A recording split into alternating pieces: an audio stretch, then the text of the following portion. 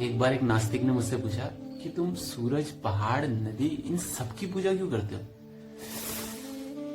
सच बताऊं, मेरे पास कोई जवाब नहीं था। मैं घर आया, मैंने मम्मी से पूछा, मैंने कहा मम्मी, हम सूरज, पहाड़, नदी इन सब की पूजा क्यों करते हैं? तो मम्मी ने कहा कि वेदों में लिखा है, फिर हमारे पूर्वज करते हैं तो पुरानी परंपराएं चली आ रही है, और फिर पंडित जी कहते हैं तो करनी चाहिए, अच्छा होता है। मैंने कहा ठीक है, करनी चाहिए, अच्छा होता है, लिखा हुआ है। मगर मैंने कहा जो लिखा हुआ है उसके पीछे कोई वजह तो होगी कि इसलिए लिखा हुआ है। मैंने कहा मेरा दिमाग खराब मत कर, मुझे नहीं पता। तो मैंने कहा ठीक है, मैं नहीं करते आपका दिमाग खराब। तो एज यूजुअल मुझे आंसर मिला नहीं। तो दिक्कत ये नहीं है कि मुझे आंसर नहीं मिला, दिक्कत तब होती कि अगर मैं आंसर ढूंढता भी नहीं। तो मैंने आंसर ढूंढा और मुझे मिला भी। तो इससे पहले कि मैं आपको बताऊं कि हम पेड़, नदी, सूरज इन सब की पूजा क्यों करते हैं, मैं आपके सामने एक छोटी सिचुएशन रखना चाहता हूं। बहुत ध्यान से सुनना और पूरा अंत तक देखना, ये वीडियो बहुत इंपॉर्टेंट होने वाला है। मान लो कल से सूरज नहीं आएगा, तो क्या होगा? आएगा ही नहीं, अब कभी नहीं आएगा। तो जो हमारी पृथ्वी है उसका टेम्परेचर जो है वो सूरज की वजह से मेंटेन रहता है। 12 घंटे इस तरफ तो 12 घंटे इस तरफ, हमेशा सूरज की एक वार्मनेस पृथ्वी पे पड़ती रहती है। अब सूरज नहीं होगा तो वो वार्मनेस नहीं होगी, वो गर्माहट नहीं होगी। तो हमारा जो टेम्परेचर है वो स्पेस के टेम्परेचर के बराबर हो जाएगा, क्योंकि अर्थ जो है ऑलरेडी स्पेस में है। तो आप बोलोगे उससे क्या हुआ? आपने देखा होगा कि एक एस्ट्रोनॉट जब एक स्पेस में जाता है तो एक खास तरह का सूट और एक खास तरह का रॉकेट में जाता है। अगर वो स्पेस में बिना सूट के निकल जाए तो 1 सेकंड में जम के मर जाएगा, इतना ठंडा है स्पेस। तो उस टेम्परेचर पे यहां रहना नामुमकिन है। तो जो हमारी पूरी बारिश की साइकिल है वो सूरज पे डिपेंड करती है। सूरज की गर्मी की वजह से वैश्वीकरण होता है, पानी भाप बनकर उड़ता है जो कि बादल बनता है, बादल बनता है तो बारिश होती है। अब सूरज नहीं होगा तो वैश्वीकरण नहीं होगा, मतलब पानी भाप बनकर बादल नहीं बनेगा, बादल नहीं बनेगा तो बारिश नहीं होगी। अब जैसे आपको जीने के लिए खाना और पानी चाहिए, वैसे ही पेड़ पौधों को जीने के लिए सनलाइट और पानी चाहिए। अब ग्राउंड वाटर तो जम के एकदम पत्थर बन जाएगा स्पेस टेम्परेचर की वजह से। सूरज होगा नहीं, सनलाइट मिलेगी नहीं, पानी मिलेगा नहीं, तो पेड़ पौधे होंगे ही नहीं। आपका अनाज, फल फूल, यहाँ तक कि घास भी नहीं होगी। तो वेजिटेरियन लोग क्या खाएंगे? तो अब नॉनवेज वाले खुश हो रहे होंगे कि हम तो नॉनवेज खा लेंगे। जो जानवर आप लोग खाते हो वो जानवर भी घास फूस खाता है या अनाज खाता है। तो उसको जब अनाज और घास फूस नहीं मिलेगा तो वो भी खत्म। तो आप लोग क्या खाओगे? फिर जो मांसाहारी जानवर है वो शाकाहारी जानवर को खाता है। अब शाकाहारी जानवर नहीं होगा तो मांसाहारी जानवर क्या खाएगा? फिर बचते हैं आप। मैं कहता हूं खाने के बगैर आप कुछ दिन जी भी लोगे। मगर एक सिंपल सा लॉजिक है, अगर घास फूस या पेड़ पौधे नहीं होंगे तो ऑक्सीजन कहां से आएगा? और ऑक्सीजन के बिना आप कितनी देर जी लोगे? 1 मिनट, 5 मिनट, चलिए 10 मिनट। मगर मैं सच बता रहा हूं, 10 मिनट बाद ना मानव जाति का नाम लेने वाला कोई नहीं बचेगा। इतना महत्वपूर्ण है सूरज हमारे लिए।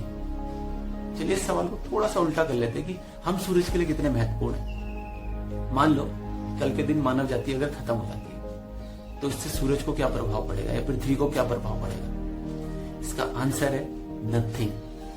सूरज को कोई फर्क नहीं पड़ेगा। मानव जाति से पहले भी सूरज था और मानव जाति के बाद भी रहेगा। बल्कि लॉकडाउन में आपने खुद देखा होगा कि अर्थ का इकोसिस्टम और बेहतर तरीके से चल रहा था। इसलिए हमें सिखाया जाता है कि ये सब ऐसी एनर्जी है जो हमारी एग्जिस्टेंस की वजह, हमारे होने की वजह, इनके बिना हमारा जीवन असंभव है। ये हमको इतना कुछ दे रही है और बदले में कुछ भी नहीं दे रही। तो हम इन्हें कुछ नहीं दे सकते तो कम से कम दिल से एक धन्यवाद तो दे सकते हैं। और ऐसा नहीं कि आपके धन्यवाद देने से, आपकी पूजा करने से उसकी ताकत बढ़ जाती है, उसका साइज बड़ा हो जाता है। इसके पीछे का लॉजिक ये है, बहुत ध्यान से सुनना। इसके पीछे का लॉजिक ये है कि जब आप उसको दिल से धन्यवाद देते हो तो आपके अंदर एक थैंकनेस, एक ग्रेटिट्यूड, एक आभार का नेचर डेवलप होता है, जिससे आपकी पर्सनैलिटी डेवलप होती है। उसको कोई फायदा नहीं है। आपकी पर्सनैलिटी डेवलप होती है, आपकी सोसाइटी डेवलप होती है। आपने देखा होगा आजकल की सोसाइटी एकदम थैंकलेस सोसाइटी होती जा रही है। आप किसी के लिए कितना भी कुछ कर लो, वो 2 दिन में भूल जाएगा, मैं सच के साथ कह रहा हूं। और पहले के लोग एहसान के बदले अपनी जान दे देते थे, क्योंकि वो इस कल्चर को फॉलो करते थे। सिंपल सा फॉर्मूला है, सूरज, नदी, पहाड़, ये सब ऐसी एनर्जीज हैं जिनके साथ आप कम्युनिकेट नहीं कर सकते हो, बातचीत नहीं कर सकते हो। जब आप उनके एहसानों को समझने लगोगे और उनके प्रति इतने सेंसिटिव हो जाओगे तो जो आपके आसपास की एनर्जीज है, जैसे मानव या जानवर, आप उनके प्रति कितने सेंसिटिव हो जाओगे, सोचो। और जब ऐसा होगा तो मैं शर्त के साथ कह रहा हूं, हम एक बेहतर सोसाइटी स्टैब्लिश करेंगे। इसलिए हमको सिखाया जाता है कि सूरज, नदी, पहाड़, ये सब ऐसी एनर्जी है जो सिर्फ आपको अनकंडीशनली दिए जा रही है और आपसे बदले में कुछ नहीं ले रही है। आप नदी को क्या दे रहे हो? कुछ भी नहीं। आप सिर्फ दिन प्रतिदिन नदी को गंदा करते जा रहे हो। आप पहाड़ को क्या दे रहे हो? कुछ भी नहीं। वहां जाते हो अपनी शांति के लिए और वहां कचरा फैला के आते हो, उसकी शांति भंग करके आते हो। आप सिर्फ कंज्यूम कर रहे हो, सिर्फ ले रहे हो, सिर्फ उसको ग्रहण कर रहे हो और उसके प्रति थैंकफुल भी नहीं हो। इसीलिए आपका नेचर ऐसे थैंकलेस बनता जा रहा है। बस आपको आदत हो गई है लेने की और उस चीज के लिए थैंकफुल भी नहीं हो आप लोगों के लिए। बाकी आपकी मर्जी है, आप उसे थैंक्स बोलिए, आप उसको गाली दीजिए, उस पर थूकिए, उसको कोई फर्क नहीं पड़ता।